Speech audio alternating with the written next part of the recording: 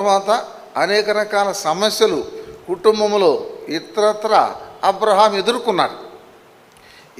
ఎటువంటి పరిస్థితులు ఎదుర్కొన్నాడు అంటే, విశ్వాసంతో తన పరిచర్యను తన యాత్రను ఆరంభించాడు. ఆరంభించిన కొద్ది రోజులకే భయంకరమైనటువంటి కరువును ఎదుర్కొన్నాడు. ఈ కరువును ఎదుర్కొన్న తర్వాత దానికి పరిష్కారంగా ఐగుప్తు దేశానికి వెళ్ళాడు. ఐగుప్తు దేశంలోనికి పోయిన తర్వాత కరువుకు బదులుగా అక్కడ ఏమొచ్చిందంటే అవమానం వచ్చింది. ఏంటి అవమానము? తన భార్యను శారాను తీసుకొని వెళ్ళాడు ఫరో రాజు. ఏమని తీసుకుపోయినాడు? ఎందుకు తీసుకుపోయినాడు అంటే, ఆ వయసులోనే ఆమె చాలా చక్కనదని చెప్పి ఫరో సైనికులు ఆమెను గురించి పొగిడారు. ఆ వయసులో దాదాపు 90 సంవత్సరాల వయసులో అంత అందంగా ఉంటే ఇక యవన కాలములో ఎంత అందంగా ఉండేది ఆమె? 90 సంవత్సరాల దగ్గర ఆ వయసులోనే అంత అందంగా కనబడితే ఇక వయసు ఎంత చక్కగా ఉండేది. ఒంగోలు సేవకుడు యోహాను గారు ఎలా ఉండేవాడంటే చాలా నల్లగా ఉండేవాడు. ఆయన భార్యది అంక్షాపురం, ఇక్కడే గటికేశ్వరం దగ్గర. ఆమెను తీసుకొచ్చి వాళ్ళ తండ్రి గారు హెబ్రోనులో పెట్టాడు. ఆమె ఎట్లా ఉంటుందంటే అచ్చం బంగారం బొమ్మ. సరే, ఆమె డ్యూటీ ఏంటంటే వంటగదిలో స్పెషలిస్ట్. ఆమె అంటే వంటగదిలో పరిచర్య చేసేది. ఈ డేస్ ఎక్క వాళ్ళు ఈమెను బాగా ఉపయోగించుకున్నారు. చాలా చక్కగా చాలా బలంగా పనిచేసేది. అప్పుడు అడిగాడు యోహాను గారు, పెళ్ళికి రెడీగా ఉన్నాడు, ఎక్కడ గుడివాడలో సేవ చేస్తున్నాడు. సేవ చేస్తుంటే ఎవరు బెన్యామీన్ గారు చెప్పారు, బ్రదర్ యోహాను కొరకు ప్రార్థన చేయండి, ఏదైనా సంబంధం ఉంటే చూడండి అని చెప్పి సేవకు సమర్పించుకున్నాడు అని చెప్పాడు. ఆయన సమర్పించుకోకమునుపు ఆయన రక్షించబడటం అనేటువంటిది ఒక ప్రత్యేకమైనటువంటి విషయం. ఆయన మారు మనసు రక్షణ సంగతి కూడా కొన్ని నిమిషాలు మీతో షేర్ చేసుకుంటాను. ఆయనది పాలకొల్లు దగ్గర గోరింతాడనేటువంటి గ్రామం. ఆయన చిన్న వయసులోనే ఈ ఐటీఐ చదివాడు. చదివి ఈ పొగ తాగటం అనేటువంటిది ఎక్కువైపోయి ఈ లంగ్స్ పూర్తిగా చెడిపోయి ఈ నొప్పి భరించలేకున్నాడు యవన కాలంలోనే. వాళ్ళ బంధువు ఒక ఆయన డిఎంఓ ఉంటే ఆయన దగ్గరికి వెళ్ళాడు. నాకు చాలా ఈ దంతం నొప్పిగా ఉంది, దీనికి ఏదైనా ట్రీట్మెంట్ ఇవ్వండి అని చెప్పి వెళ్ళాడు. ఆయన డాక్టర్ గారు ఏం చెప్పాడంటే, యోహాను నీకు మందులు వాడే టైం కూడా అయిపోయింది, నువ్వు చచ్చిపోతావు పో అన్నాడు. మందులు వాడే టైం కూడా అయిపోతుంది, చచ్చిపోతావంటే ఇంకా మనిషి పరిస్థితి ఎలా ఉంటుందో ఆలోచన చేయండి. సరే వచ్చాడు, ఇంటికి వచ్చాడు. వచ్చిన తర్వాత ఆయన ఒక తీర్మానంలోకి వచ్చాడు. ఏమిటా తీర్మానం అంటే, గోదావరి పక్కనే వాళ్ళ ఊరికి ఆనుకొని ఉంటుంది 1 కిలోమీటర్ దూరంలో. ఈరోజు గోదావరిలో పడి చచ్చిపోతే ఈ బాధ వదిలిపోతుంది కదా అనుకున్నాడు. అనుకుని గోదావరికి వచ్చి ఉదయాన్నే స్నానము చేసి ఇంటికి వస్తున్నాడు. వస్తుంటే ఒక దైవ సేవకుడు ఎదురుపడి ఏమన్నాడంటే, యోహాను చచ్చిపోతే ఎక్కడికి పోతావు తెలుసా అన్నాడు. చచ్చిపోతే అందరూ పోయే చోటుకి పోతానన్నాడు. అందరూ పోయే చోటు పోతావు నువ్వు, అయితే నేను దేవుని దగ్గరికి పోతాను అన్నాడు ఆ దైవ సేవకుడు. అప్పుడు యోహాను గారు ఏమన్నాడంటే, దేవుని దగ్గర ఏముంటుంది, అందరూ పోయే చోట ఏముంటుంది అన్నాడు. అందరూ పోయేటువంటి చోటు నరకం, అగ్నిగుండం. యుగయుగాలు అగ్నిగుండములో కేకలు వేయాల, నరకములో పురుగు సావదు, అగ్ని ఆరదు, ఈ బాధ చల్లారిపోదు అన్నాడు. మరి దేవుని దగ్గర ఏముంటుంది? దేవుని దగ్గర పరలోకం, ఆనందం, నిత్యమైనటువంటి శాంతి, సంతోషం అన్నాడు. అప్పుడు యోహాను గారు ఇచ్చిన సమాధానం ఏంటంటే, నాకున్నటువంటి బాధ చేత నేను చచ్చిపోతే ఈ బాధ పోతుందని చెప్పి నేను అనుకుంటే నువ్వు బాధ ఎక్కువ అవుతుందని చెప్తున్నావేంటి అన్నాడు. అప్పుడు చెప్పాడు, అవును, చనిపోయిన తర్వాత నరకమున్నది, అగ్ని ఆరదు, పురుగు సావదని బైబిల్లో ఉంది, కాబట్టి నువ్వు చచ్చిపోతే నరకానికి పోవలసిందే అన్నాడు. మరి ఏం చేయాలన్నాడు. ప్రార్థన చేయి, తీర్మానం చేసుకో, పాపాలు ఒప్పుకో, ప్రార్థన చేసుకో అన్నాడు. అంతే. ఆ మాట చెప్పి దైవ సేవకుడు వెళ్ళిపోయినాడు. ఈయన ఇంటికి వచ్చాడు. ఇంటికి వచ్చిన తర్వాత మోకరించాడు. మోకరించి ప్రార్థన చేయటం ఆరంభించాడు.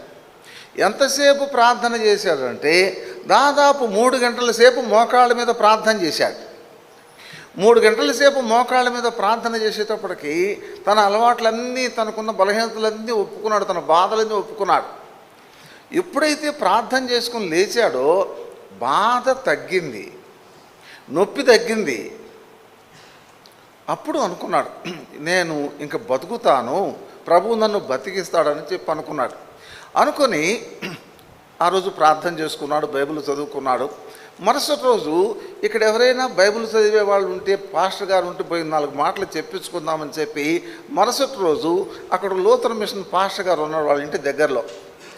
ఆయన దగ్గరికి పోయి చెప్పించుకుందామని ఉదయాన్నే వచ్చాడు 7:30-8 గంటల ప్రాంతంలో. ఆ పాస్టర్ గారు ఈజీ చైర్లో పడుకొని చుట్ట తాగుతున్నాడు.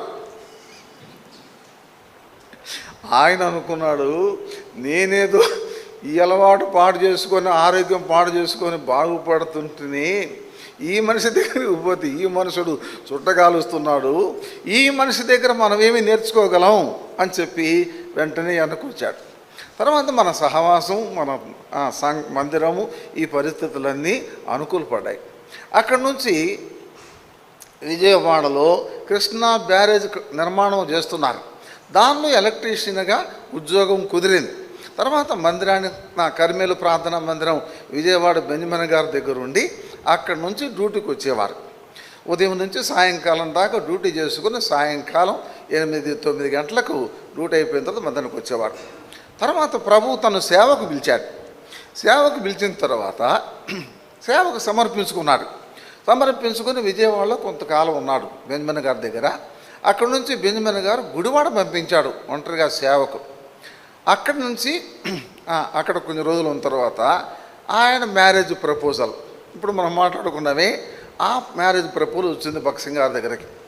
అప్పుడు భక్సింగ్ గారి దగ్గర ఎవరున్నారు, ఆయన ప్రార్థన చేసినప్పుడు ఈమె మనసులోకి వచ్చింది భక్సింగ్ గారికి. ఎవరు? ఈమె పేరు బాలామణి, వాళ్ళ నాన్నగారి పేరు లక్ష్మీరెడ్డి. ఆయన దేవుని నమ్ముకున్నాడని చెప్పి ఊర్లో వాళ్ళందరూ ఆయన వెలివేశారు. పొలంలో బావి దవ్వించుకొని, పొలంలో ఇల్లు కట్టుకొని, కూరగాయలు పండించుకుంటూ మందిరం తీసుకొచ్చి అప్పగించాడు కూతుర్ని. సరే, దేవుడు ఎట్లా ఆశీర్వదించాడంటే యోబును ఆశీర్వదించినంతగా ఆశీర్వదించాడు ఆయన్ని. సరే, కూతురు మందిరంలో ఉంది. భక్సింగ్ గారు అడిగాడు, అయ్యా, నీ కూతుర్ని ఎవరికైనా ఇచ్చి పెళ్లి చేయడానికి నీకు ఇష్టమేనా అన్నా? నీ ఇష్టం అన్నాడు. సరే, ప్రార్థన చేద్దాం, ప్రార్థన చేయన్నాడు. గుడివాడి నుంచి యోహాన గారిని పిలిపించాడు. యోహాన గారు వచ్చాడు. ఆయనకు ఒక గది ఇచ్చాడు, అక్కడ ప్రార్థన చేసుకోమన్నాడు. ఆయన ప్రార్థన చేసుకుంటున్నాడు. మీ అమ్మాయికి ఒక సంబంధం వచ్చింది, ఎలా ఉంటాడో అనేది పలానా గదిలో ఉంటాడు, పోయి చూడు అన్నాడు. అనగానే ఈయన పోయి చూశాడు. ఆయన ప్రార్థన చేసుకుంటున్నాడు. చేసుకోగానే ఈయన చూడగానే గుండె జారిపోయింది. ఏమి జారిపోయిందంటే, నా కూతురు, ఇంత చక్కని కూతుర్ని, బంగారం లాంటి నా కూతుర్ని ఇలాంటి ఆయన చేతుల్లో పెట్టాలనా అనుకున్నాడు. మళ్ళీ పెద్దన్న చేతిలో పెట్టాము. ఇప్పుడు ఎవరి సంబంధం చూసేది? పెద్దన్న. కాబట్టి ఆయనకు దేవుడు నడిపిస్తే ఆయనకి మళ్ళీ నో అని చెప్పకూడదు అని మనసులో మళ్ళా తమాయించుకొని వచ్చాడు. చూసావా పెళ్ళి కొడుకుని అన్నాడు. చూశానన్నా. సరే, ప్రార్థన చేయి అన్నాడు. అంతే, నీకు నచ్చిందా నచ్చలేదని చెప్పరా, ప్రార్థన చేయన్నాడు. సరే, అప్పుడు యోహాన గారికి చూపించాడు అమ్మాయిని. ఆమె చూసింది. ఇక ఆమెదేముంది, భక్సింగ్ గారు చేసుకోమంటే చేసుకోవాలా, వద్దంటే ఆగిపోవాలంతే. సరే, భక్సింగ్ గారు ఏర్పాటు చేశారు. గుడివాడ నుంచి ఒంగోలు ట్రాన్స్ఫర్ అయినాడు. ట్రాన్స్ఫర్ అయిన తర్వాత 1966 or 65 ఒంగోలు వచ్చారు. ఒంగోలు విశ్వాసులకి ఆశ్చర్యం. ఆయన చూడబోతే చింతపండు లాగుండా, ఈమె చూడకపోతే బంగారం ముద్దలాగుండా, ఎట్లా చేసుకున్నారో వీళ్ళు పెళ్ళి అనేటువంటిది అందరికీ ఆశ్చర్యమే. దేవుడు ఎంతమంది పిల్లల్ని ఇచ్చాడు తెలుసా?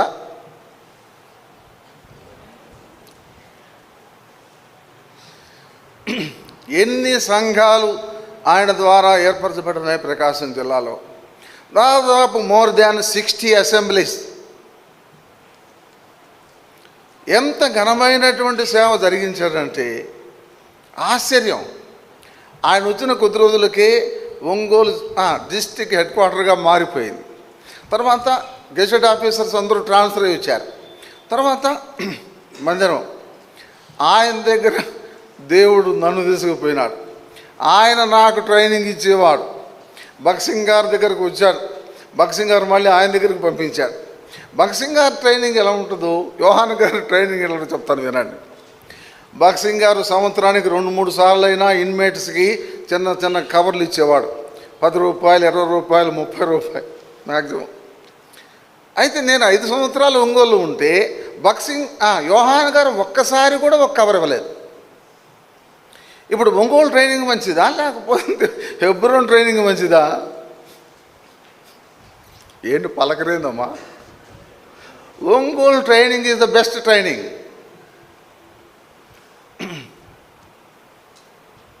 I learned faith from the man of God. ఆ దైవజనుడి దగ్గర నేను నేర్చుకుంది ఏంటంటే విశ్వాసం నేర్చుకున్నాను. నాకు విశ్వాసం నేర్పాడు. ఒకవేళ ఆయనే కనుక ఇవ్వటం ఆరంభించి ఉంటే నా విశ్వాసం అంతా ఆయన మీద ఉండేది. నేను పొదులైనటువంటి స్థలానికి పంపించబడ్డాను ట్రైనింగ్ అయిన తర్వాత. చిన్న పాక 6 రూపీస్ రెంట్.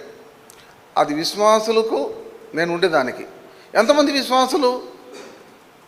3 విశ్వాసులు, ఒక అత్త, 2 కోడళ్ళు. ఆకు 35 రూపాయలు పెన్షను. ఆమె ఏ కోడలికి ఇస్తే ఆ కోడలు అన్నం పెడుతుంది. నేను ఎట్లా పోషించబడాలా? మొదటి వారం 55 పైసలు, 2 వారం ₹1.50, 3వ వారం 2.5. ఈ 4 వారాలు కలిసి రెంట్కు సరిపోయింది. 6 నెలల కాలంలో మరొక ఇల్లు తీసుకున్నాను. ఇది ఉండడానికి, అది ప్రార్థనకు ₹6. తర్వాత 6 నెలలకు ఇంకొక ఇల్లు తీసుకున్నాను. అక్కడ ₹20. అక్కడి నుంచి దేవుడు 11 సెంట్లు స్థలం ఇచ్చాడు. ఇప్పుడు మోర్ దాన్ 10 అసెంబ్లీస్. 3తో ఆరంభించబడిన పరిచర్య బై ఫెయిత్.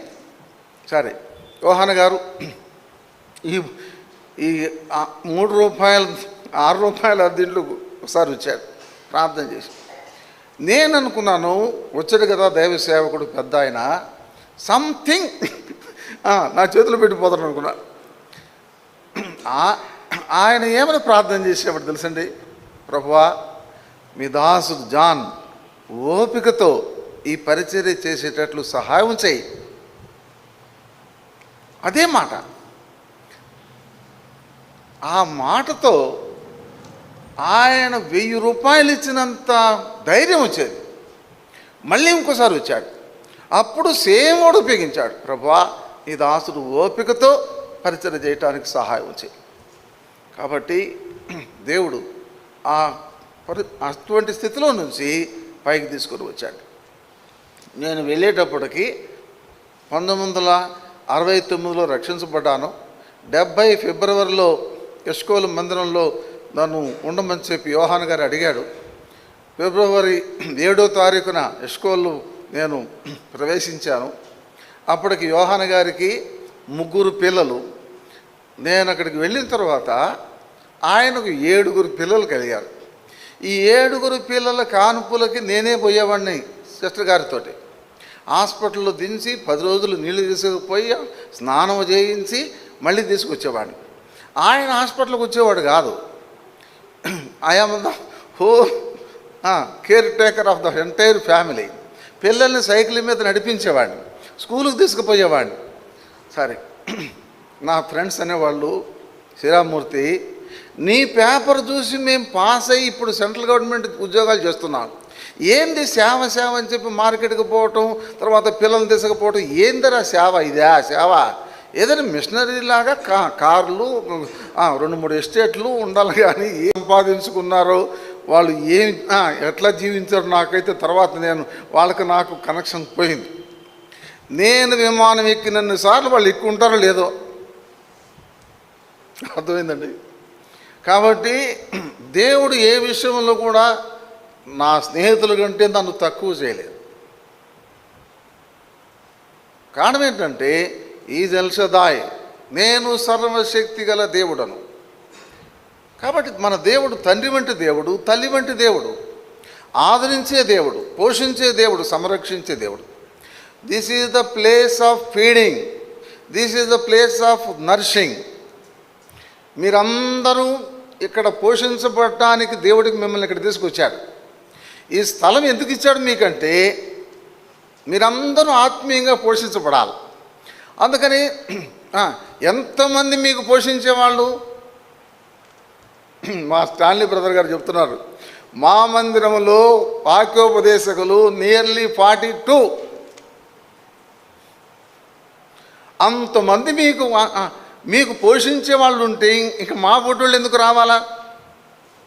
మా బోటు నాకు ఇందాక ఏమొచ్చిందంటే you are feeding regularly with so many things, but my ministry is extra feeding.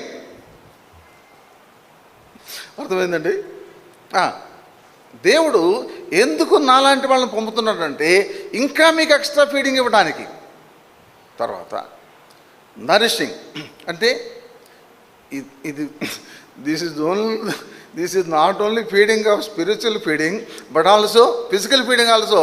Every week there is beautiful sambar you can get, isn't it? ఏమ్మా, ఆదివారం సాంబార్ మానేశారు ఇక్కడ. కాబట్టి ఇప్పుడు అబ్రహాం దగ్గరకు వద్దాం. అబ్రహామును దేవుడు పిలిచాడు. పిలిచిన తర్వాత ఎక్కడున్నప్పుడు పిలిచాడు? ఇక మొదలు పెడతాం మన అంశం. అపోస్తల కార్యములు 7వ అధ్యాయం 2వ వచనం. అపోస్తల కార్యం 7:2. మహిమ గల దేవుడు